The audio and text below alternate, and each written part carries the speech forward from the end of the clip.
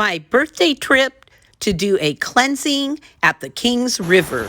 This is Granny Maggie from Granny Magic, and I've been dealing with some energy and possibly an attachment that I needed to cleanse and to let go of. Dan knew the perfect place to take me on my birthday.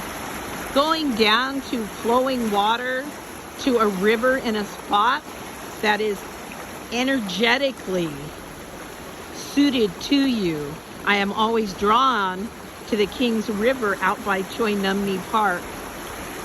Here, I was able to put my feet in the water, and I felt the energy shift and change.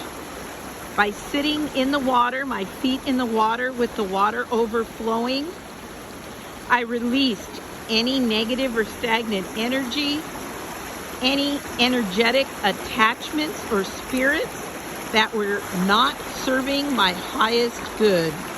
I can already feel the difference. So mote it be.